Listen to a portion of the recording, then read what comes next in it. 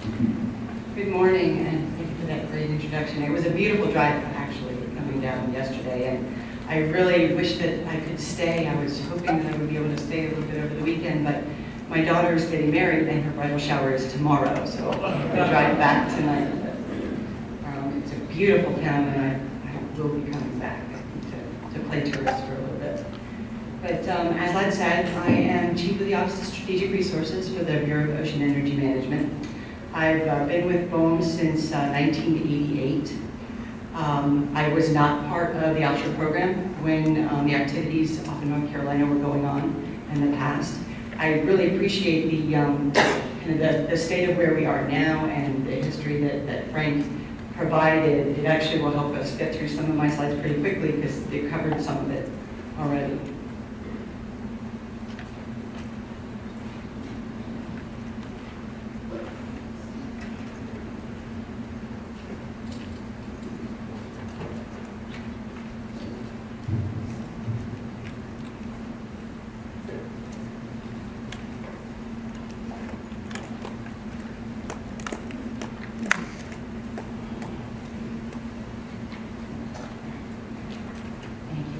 Things I wanted to cover today. I want to talk about our mandate. You've heard already a bit about the Outer Continental Shelf Lands Act, which is the fundamental law that guides what we do in conjunction with a lot of other laws that we'll talk about a little bit.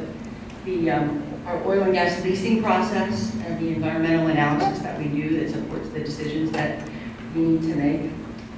History of oil and gas leasing in the Atlantic. I probably will just blast through that because we heard a great overview of that already.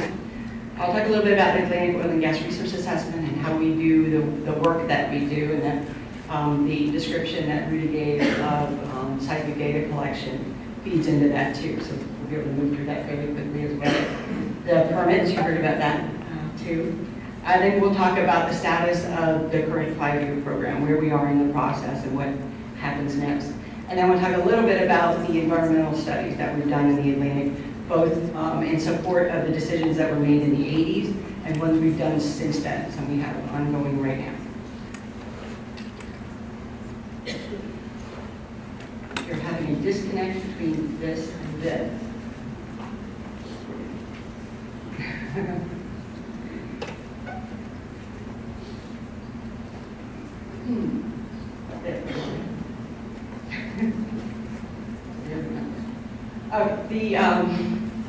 This is it's quoted directly from the Outer Continental Shelf Lands Act, which was passed in 1978, and that's the fundamental mandate that Congress gave us. Recognize that the Outer Continental Shelf of the U.S., which is that area beyond 3 miles from the coast, belongs to the nation as a whole, and it should be made available for expeditious and orderly development, considering making sure that there are environmental safeguards in place and making sure that the public gets a fair return for the use of its resources. There was an amendment to the OCSLA in 2005, the Energy Policy Act of 2005, and that gave BOEM the responsibility for other renewable energy projects on the Outer Continental Shelf as well. So BOEM is also responsible for wind energy permitting, and so we're working closely with the state on that as well. These are the main programs in BOEM, the oil and gas program, which we're going to focus on today. The renewable program, which is that authority that Congress gave us in 2005. The marine minerals program, we also work with the state of North Carolina, and actually many of these, the folks that are here in the room. The minerals that lie on the Outer Continental Shelf are can be made available for shore protection and restoration projects. And so that's also something that we do in BOEM that my office manages, and that's the leasing of those materials and placement on beaches. Here, working very closely with the Corps of Engineers.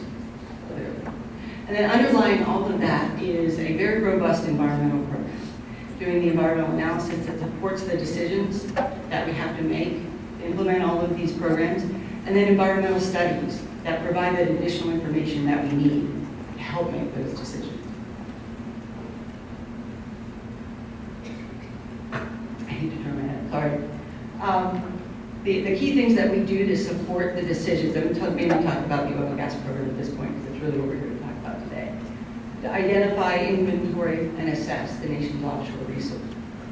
We developed the 5-year oil and gas leasing program, and that's under Section 18 of the Act of the Outer Continental Shelf Lands Act. And we'll talk a little bit about those specific requirements that that the law gave us. We develop a transparent, systematic, and comprehensive lease sale process.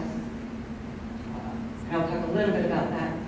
Developing the environmental documents that support all of those decisions that we need to make. And then developing the appropriate fiscal terms, making sure that the public receives a fair return for its resources, that the oil and gas industry is paying the appropriate amount.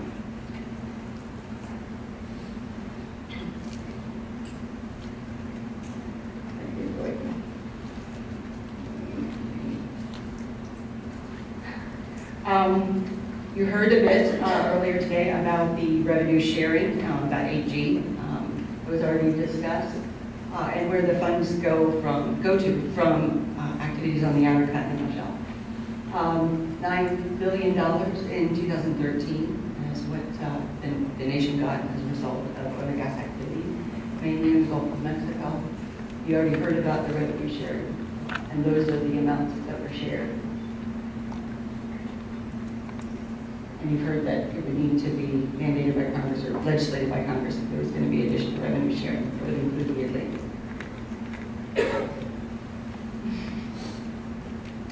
All right, this is a graphical depiction of the steps in the Outer Continental Shelf Lands Act that basically describe what we do and how we do it. And so we start out on the very top row is Section 18, which is development of the 5-year oil and gas leasing program. There are several steps that are mandated in this process, and they're specifically spelled out by the law. There are a number of public comment periods that are built into that process, and there's companion environmental analysis that's done that provides that basic information that the Secretary needs to make the decisions ultimately on what areas will be included in a 5-year program. The next row down is another part of the Lands Act, which is Section 19, and that describes how we get to, once we have a decision that a particular area is going to be offered in a 5-year program, we go through another decision-making process to get more specific, gathering environmental information, developing potential environmental mitigation or additional restrictions, and what those specific terms, financial terms and conditions will be to ultimately make a decision about offering a specific acreage in those 3x3 blocks that you heard about a little bit ago. Then below that red line is, if we've gone through that whole process, we've held a lease sale, and a company has been a successful bidder, and we've done a fair market value assessment, and we agree that it does reflect a fair value. We issued the lease, then there's another process, and we heard a little bit about this already, the approval process for exploration activities, and then if there's a discovery, an approval process for development activities. And there's environmental analysis that goes along at every step of the process. And there's public comment that happens at every step of that process too. You heard already a little bit about that in this 5-year program planning process, we can't get bigger as we move through. We've developed we put out a draft proposed program, which includes the area out in North Carolina that you've seen, and a few different slides already. We can winnow down from that point. The Lands Act really is, it's a coastal planning statute. It truly is. It has, you look at all of the other uses of the area and then use that information to make decisions about whether oil and gas activity should be permitted and where and under what terms and conditions. And as we go through this process, we start at the national scope. So this 5-year program process, we're looking at all 26 planning areas of the Outer Continental Shelf. That's all the areas of Alaska, the Pacific, the Gulf of Mexico, and the Atlantic. If we get to the point where we made a decision to include a particular area in the 5-year program, then we go through a subsequent decision-making phase with additional environmental analysis that winnows it down. So you see that inverted pyramid is working through the 5-year program, lease up process, making more specific as we work through exploration and then development. What's on the right side of the slide for you all is the Section 18 factors.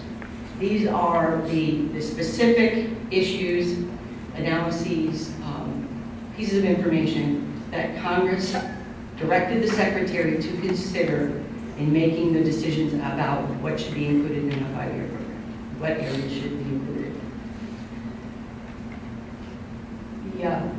So you see the factors, I'm sorry, I hate to turn my head. That we look at the geographical, geologic, and ecologic characteristics of the area. We look at equitable sharing of developmental benefits and environmental risk. The location of those resources and releasing with respect to the regional and national energy needs. Location with respect to other uses of the sea and seabed. Interest of potential oil and gas producers. Laws, goals, and policies of the affected states. Environmental sensitivity and marine productivity of the areas. And environmental and predictive information. So as we go through this decision-making process, the Secretary is asked to look at all of these factors, and we do a number of analyses to try to tease this information out. We do an environmental impact statement that provides a lot of this information. I'll talk a bit about the resource assessment work that we do. All of that information is provided to the Secretary for ultimately to make a decision about which areas to include. And it's a balancing decision. There isn't a particular formula, a specific formula that says you're going to weight one of these more than another. It's an overall balancing of these and looking at what the national energy need is. Quickly go through this. These would be the sort of the underlying tenets for a lease sale process. Sealed bidding, transparency, making sure that we use the best, most up-to-date environmental information. Consistency, making sure that all of the requirements and interactions with the state are consistent with the coastal management program. And I already talked a little bit about the bid adequacy and the fair market value that we're really doing.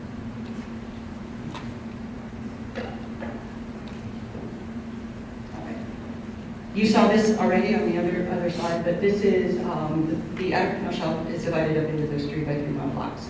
So when we are offering an area, it is to this gridded area, and as I think Rita described, we're not offering the entire area all as one big piece, like what we're proposing in the draft proposed program. It would be something smaller than this, so it would be some number of blocks within that.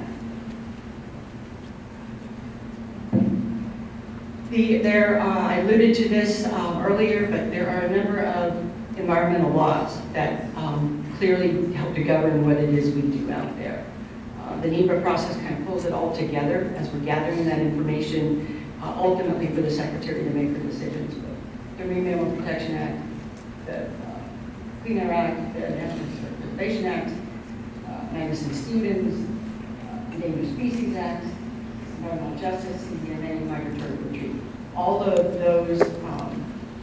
those statutes also play a part, a particularly important role in helping us make the decisions or developing the specific environmental stipulations or requirements that we do place on an area when we have a sale or allow any activity to go forward.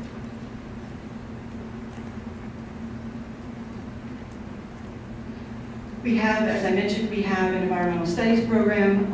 We do studies in all of these areas, but the National Environmental Policy Act, and as we do the environmental analysis that supports the decisions that we make throughout the 5-year and the lease sale exploration and development process, we look at all of these resources and issues. So air quality, water quality, marine mammals, sea turtles, marine and coastal birds, bats, seafloor habitats, physical oceanography, coastal habitat, socioeconomics, cultural resources, fisheries, multiple use conflicts, visual and aesthetic interference. All of those you're going to see reflected and described in our NEPA documents. We work with other federal agencies very closely. The other agency, resource agencies, that have the responsibility for many of those statutes that you saw on the previous slide. I won't go through them all, but there's just a list of them in the interest of time. you've seen this map as well, but what's new here are the colored areas along the coast are representation of where we believe the different geologic play areas may be. So it kind of underlies that description that Renee was making about the geology in Jurassic and age of the rock, and where you might have source rock or the potential for oil and gas. This is a representation. Those colors are different geologic play possibilities, and that underlie the resource assessment work that we do.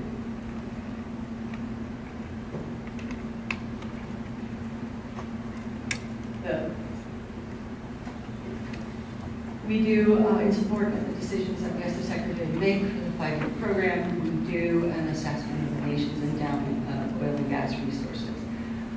This, what you see on the left side of the screen is our current resource assessment. The colors represent the darkest. Orange there is the area where we believe there's the highest oil and gas resource potential. As you move around, the Central Gulf of Mexico has the highest resource potential, and followed by the Chukchi Sea and the Western Gulf of Mexico, and then the Atlantic and the Pacific Bays there.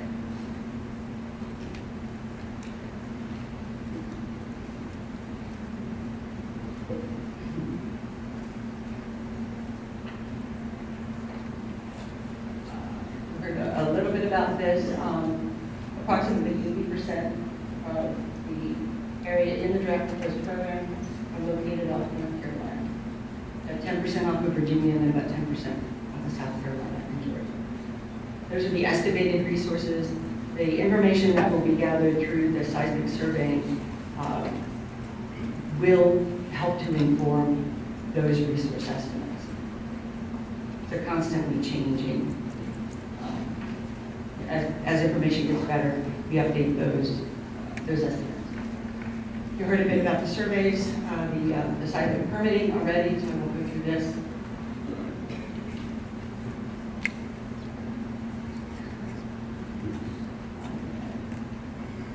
Okay, where are we in the current 5-year program process? Kind of getting back to that very first line in that grid slide that I showed you. We did the request for information and comments, started this process in June of last year.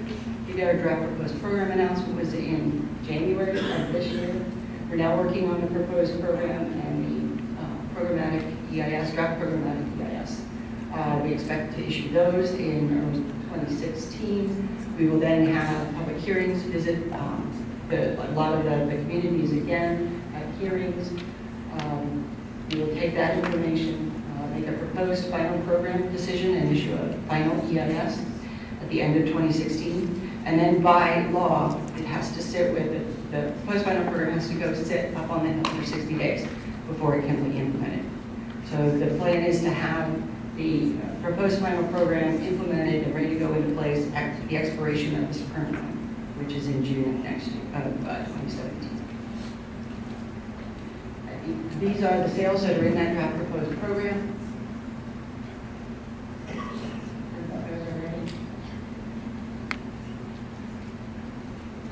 We could just move through this quickly. About those areas are in the current Gulf Mexico area, which should be Alaska as well. And then took some leases up with California. We go to the next one. You saw this already, you heard about that? Well, we had a little bit of time to get to the slides, so we have that information. This is, we asked for we specifically reached out to the governors of coastal states, and this reflects what we heard from those coastal governors. You can see what they call it. They were supportive, or they wanted to be included in the draft proposed program and the 5-year program. You can see it by green. And then the 06 Governors Coalition, which you heard about earlier, too, those states are marked by the stars. We have a lot of studies that we've done off of the Atlantic coast, over 200. Going back as far as in the 80s to support the decisions that were being made then. A lot that have happened in the meantime. A number of studies in the recent past have been in support of the renewable energy program. Some of those studies and the information there would be helpful to decisions for oil and gas as well going forward. So we have, The areas that are covered by our studies program will be listed there. Some of the past studies, delicate physical oceanography of Cape Hatteras, looked at the abundance and distribution of sea turtles, looked at endangered right whales, and more recently did a study looking at the onshore oil and gas infrastructure that might support development. What we've got going right now, an Atlantic Marine Assessment Program for protected species, providing information on sea turtles, collecting information on sea turtles, whales, seabirds, other species, and determining offshore use by diving marine birds using satellites. Examples of future studies. If we were to have an oil and Atlantic sail in the next 5-year program, we would do oil spill risk analysis that would support those decisions going forward. Before any sail is held, oil spill risk analysis would be done and included in the decision material. And our environmental studies program is constantly developing new studies and working with a lot of our partners. There's the federal agencies, states, local communities, universities to develop those additional studies that we do. We have a $30 million studies budget that is focused on helping to provide that critical information that's necessary for the decisions that we need to make under the Lands Act. And I apologize for the hiccups there that